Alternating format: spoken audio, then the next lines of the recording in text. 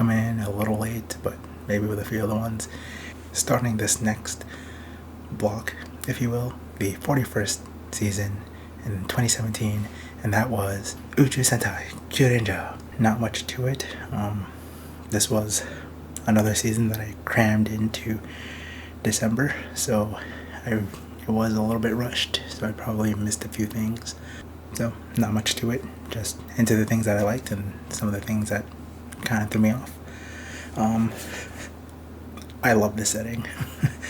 I mean, I may have mentioned before, I studied aerospace engineering, and something like Power Rangers in Space and Power Rangers Turbo, and certain animes kind of just gave me an interest in aerospace engineering, and because of space exploration, the use of constellations as kind of the theming for like everyone's suits, equipment, and gear and things like that was really fun.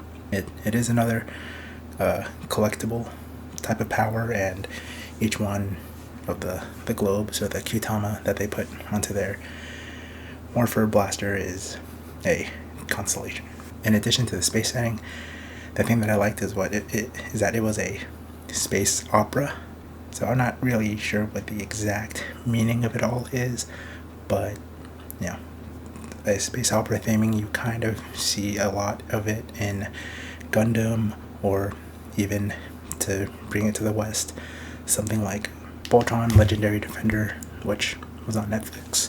Some of the space opera things that I noticed is obviously has to be set in space, and then also there's this kind of there's some kind of war or conflict going on. Sometimes it's like massive scale, like not unlike something like Star Wars, or sometimes it can be something kind of on a smaller level. Gundam season that first pops into my head, or any type of thing of Gundam, is Iron Blooded Orphans, because that was the first one I watched. That one, it wasn't really a war. It was a large scale conflict, but not exactly on a level of war, in my opinion.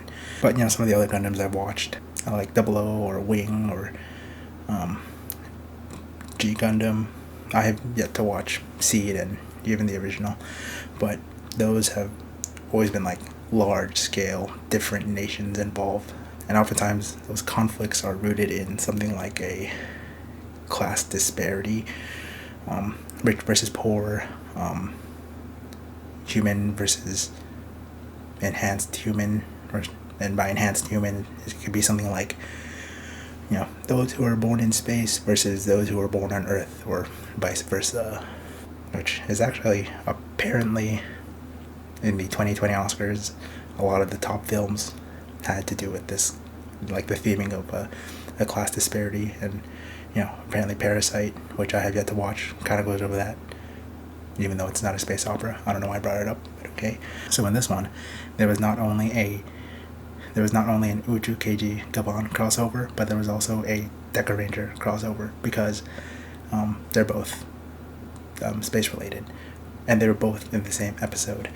So it was a lot of fun seeing two past franchises, and obviously I know that it's marketing for the movie, because I think the movie was like Super Sentai versus Space Squad, or there's some big movie event that crosses over the space themed. So I think there is a movie that crosses over Kyuranger and Gabon, but then I also think there's another movie that crosses over Kyuranger and Space Squad, which includes Gabon, whatever the other one is, Blue, the Schrader, I think. Unfortunately, Red doesn't make an appearance, but Jiraiya apparently makes an appearance in that one. So, I'm looking forward to that. I'm actually looking forward to watching that one, even though I actually still don't have much familiarity with Uchu KG Gabon. I have yet to watch that movie, but I'll add that to the list, and screw it, I'll make a video series of that too. Hint, hint. Actually, there's something about it that kind of threw me off, and I'll get to that when I get there. I liked how there were 12 members. That's that. I think that beats the record for 10. Oh, technically 11 if you think about it, but no, that doesn't count. Yeah, so it beats the record for 10, previously held by Kyuranger and Kyuranger. And it's funny because so in the first arc was all about gathering these legendary heroes who were going to take up the mantle of Kyuranger, and then they were only meant to find 9. That's why in Japanese Q is 9, so Kyuranger. But then there's actually a few events that add on 3 additional rangers, those being the Ryu Commander, which is Violet, a Sky Blue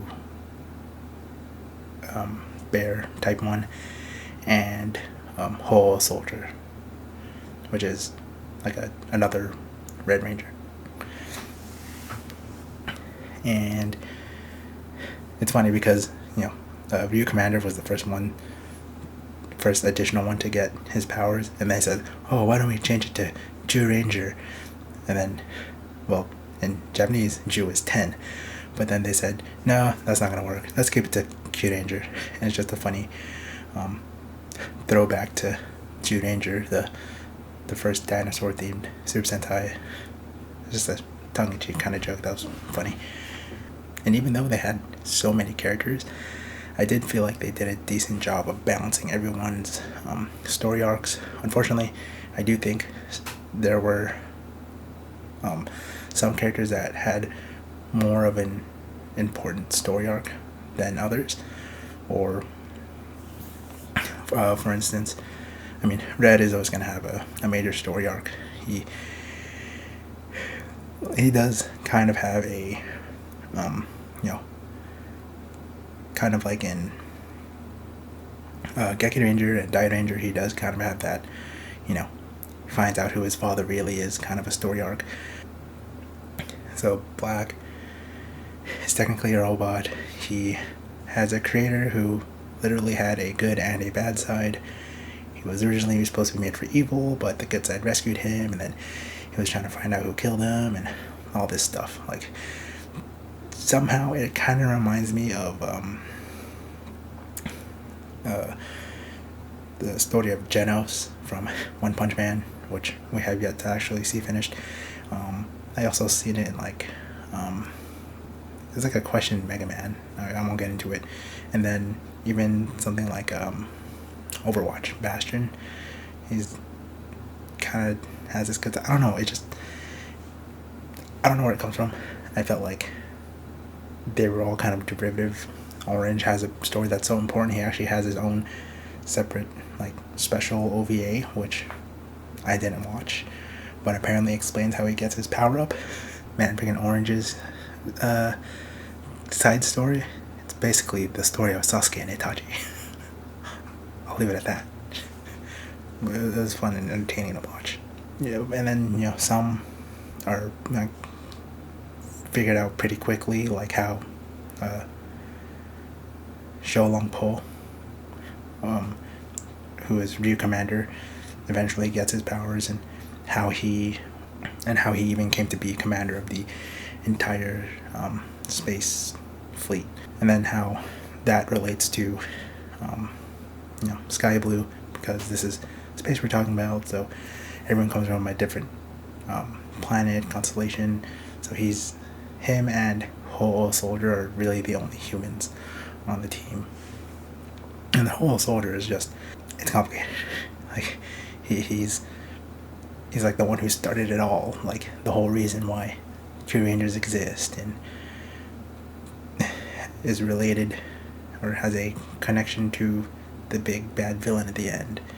But then some of the characters I felt like Green, Blue, and Pink, they didn't really have a full fleshed out story the same way everyone else had. Like, I totally would have loved to see a little bit more of them and why they came to be, and I could have given them a little bit more of a story arc. But overall, I felt like they did a decent job balancing out all the characters, because no one's story is really fleshed out from the beginning of the series to the end of the series.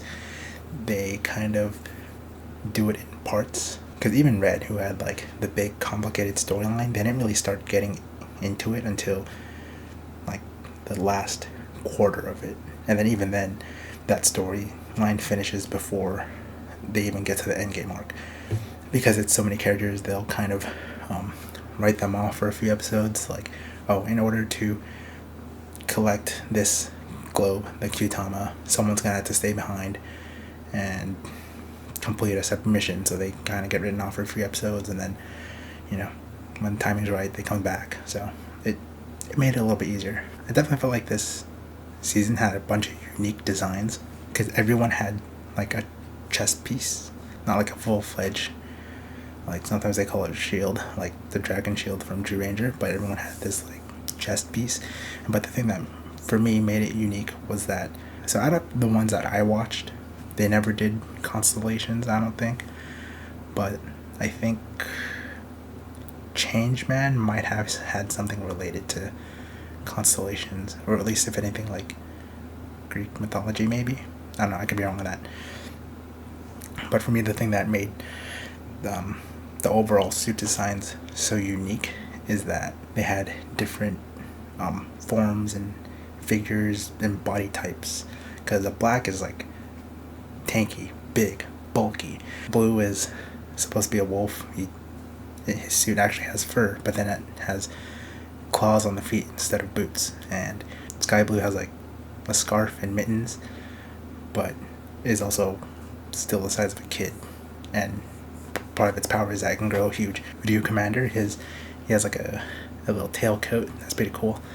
And then Whole Soldier is pretty interesting because his he kind of has like an additional visor on top of his helmet, and then he has like a mic, and he has a full-on sword and shield. It was pretty cool. I guess while I'm on the idea of designs, they really pulled out a lot of stops on the Zord design, the mech design, because it's so interchangeable. Like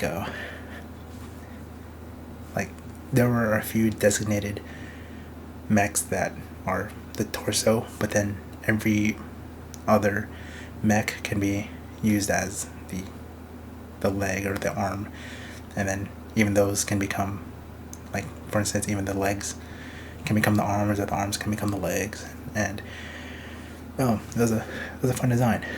I mean, it still played on it really brought the that collectible power aspect up another level, I think. And then, like I said, I'm a sucker for space stuff, so obviously Whole Soldier's mechs were obviously gonna intrigue me the most. Oh yeah, like I mentioned, the Go Buster video, Komiya Arisa does voice one of the villains in this, and she's a good voice actress, and it was fun listening to her, even though it was only for a small arc, but it was fun. I should have mentioned this while I was still talking about the characters, but in addition to balancing out everyone's story arcs, they do manage to make everyone feel close. They do manage to make everyone feel like a family of some kind. It's even kind of covered as one of the themes of the season at some point, kind of. Whole Soldier, around his debut, kind of gets into a scuffle. Everyone thinks he's like really arrogant and wants to do things solo because he's the one who brought the war to an end the last time. But unraveling his backstory, you eventually find out it's because even though he was fighting for everyone, the friends and the family that he lost during the fight, he doesn't want to go through that again. So that's why he kind of tries to distance himself and that kind of thing. But because shonen Super Sentai anime stuff, he still grows close with them. The ending dance is pretty fun. I mean, they even do like a special version for the summer where it sounds like a traditional summer Japanese festival kind of dance, and it's fun. I must say, whoever did this season must have had a lot of fun with it, because I think I noticed they started using like drone footage, because I got a lot of aerial shots. And that was actually one cool shot where everyone's morphing, but then the drone kind of flies in, kind of like the stars that gather when they're morphing, and kind of do a flyby as they're morphing. It's pretty cool. And then while I was on the topic of the ending, they definitely used those 360 cameras to do like whatever that globe setting is, and it actually fit the theming, so they're very creative in that sense. But whoever was working on this must have had a lot of fun with it, and I, the viewer, had a lot of fun watching it. So win-win. I guess just on to the things that kind of threw me off. I have here, could have done a little more to make it a little more worldly. They kind of do it, but I feel like you don't really get to see it. Maybe because it's, 50 episodes, this many characters, and just the way the Super Sentai is formatted, they didn't have the time to do something like, say, build a rebellion or a resistance the same way that, they do in something like Gundam or even Voltron Legendary Defender. And at some point they do build a rebellion, but you don't really get to see it, because they basically hand it off to another character who actually happens to be played by Hiroya Matsumoto, who played Beatbuster. So like it would have been cool to see kind of more of those interactions, just to connect it to the overall theming and message of the season. And even then, that doesn't really happen until like the last third of the season. So I think that's kind of why I said like you don't really get to see it too much. You don't really get to see a lot of the big space fleet, because you only see it centered around the Kyurangers, which I guess makes sense.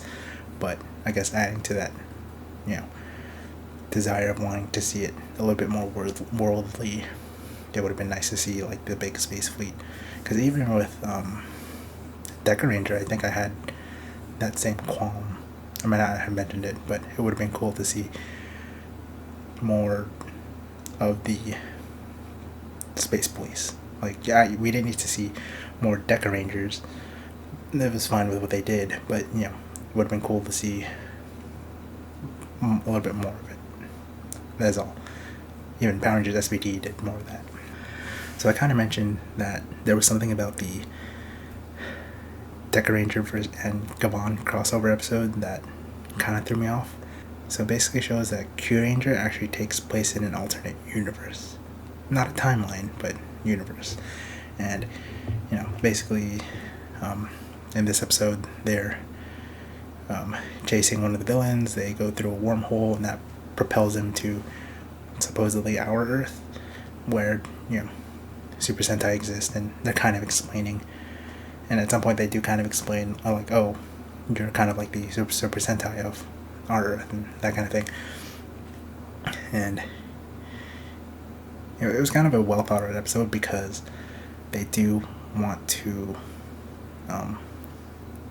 because in the Kyuranger universe, all they know is war, and then they kind of see how relatively peaceful this Earth is, and they're kind of like, oh, so this is what it would be like. Everyone's so happy and carefree, and they actually have this thing called police, because they don't have that in the Kyuranger universe.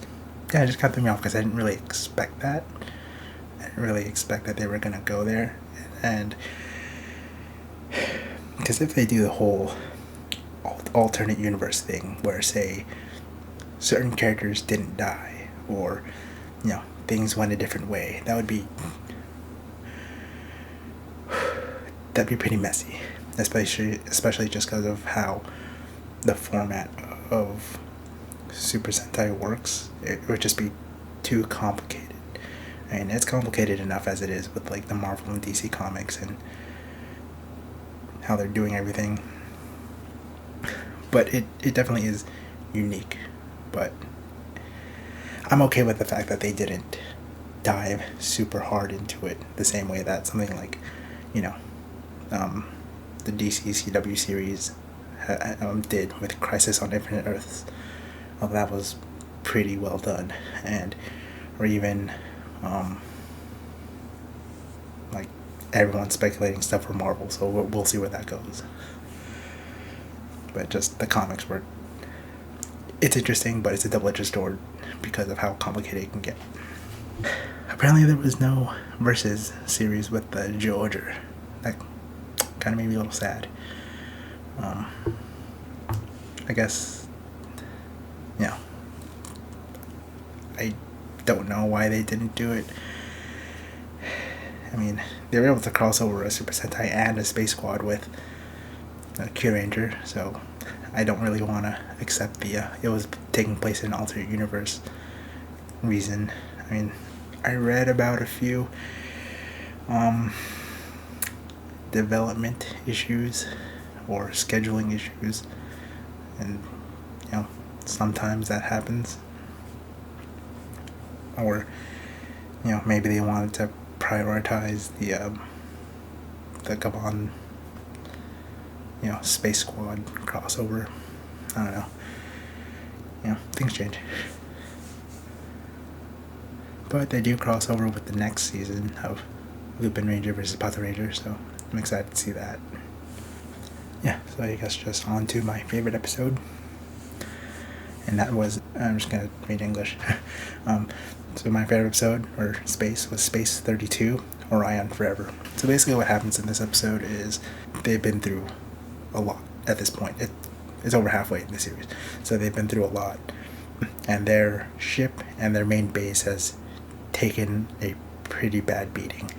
Like they're trying to revive it, they're trying to get it to work because it's their base. It's what's taking them place to place. It houses all the mechs. But most importantly, it's where everybody comes from after a mission, and it's where everybody gets to bond. Where they get to, it's their home. One ranger in particular has a strong attachment, and that is Raptor, who is washy pink. So she's like a secretary robot and kind of the designated pilot or controller for the ship. So she has an especially strong attachment to the ship, and they're trying to weigh their options. Like, their thing, at some point they're going to have to let it go, but then she wants to keep trying to the end, even if it puts him in danger, because she felt like it's not just a ship, it's part of the team. And she kind of brings up this one anecdote of when the ship really brought him out of a sticky situation. So then, Marshal of the Week comes, they handle it, but it had a plan to send a meteor or a really big ship into the planet.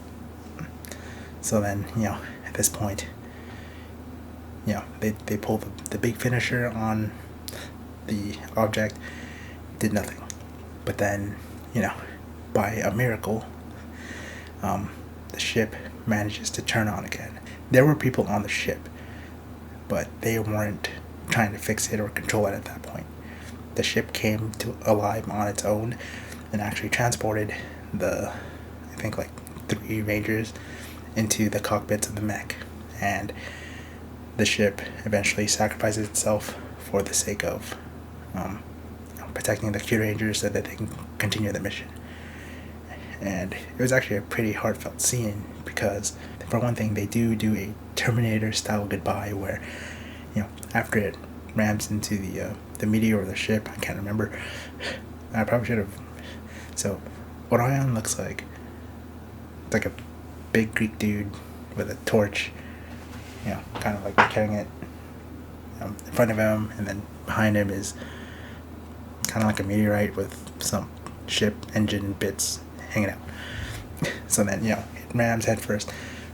So then, as it's falling, as the explosion is going on around it, um, it's holding the torch, but then the torch breaks off, and then you're left with the thumbs up as it, goes down. So it was like a Terminator style, even though it wasn't going to a molten, like, molten metal. It was still like reminiscent of Terminator. It's like it was saying goodbye. But the part that literally hurt the most is when, everybody's watching and they're like screaming Orion, and then on the screen pops up "Good luck," which is kind of the phrase of, well, it's mostly the Rain Ranger's phrase, but it's kind of the phrase that's shared between everyone. And even just the way they pair with the music, it was pretty heartfelt. And I think some of them actually kind of referred to it as Oji-san or uncle. So there are multiple reasons why this is my favorite episode. For one thing, it reminds me of one of my favorite episodes of Cowboy Bebop, where I don't remember the episode, or I don't remember what the episode number was, but it was an episode where Spike is trying to get his ship repaired, and it kind of covers the past of its previous pilot and owner, but then it also kind of covers the past of the ship itself. And the thing I like about that is it managed to give an inanimate object a story. It gave it a personality. And kind of in that same realm, it reminds me of episode 43 of Kyuranger that I actually mentioned in the previous Kyuranger video, where they managed to give a personality to something that can't exactly talk and communicate the same way. That was also kind of weird, like, so it's somewhat sentient, but kind of not really. It was conveniently sentient in the case of Miracles. Now I won't get into it too much, but yeah, it was a heartfelt episode because of everyone was kind of saying goodbye to the ship, because that was everyone's home. Everyone had a special attachment to it, and that was like literally the thing that kept all the Rangers together. It also kind of reminds me of something weird that I do. It's like I don't talk to my stuff. Well, I kind of do, but I acknowledge all of my stuff as like, I always have sentimental value attached to my stuff. Like, if anyone ever encounters my friends,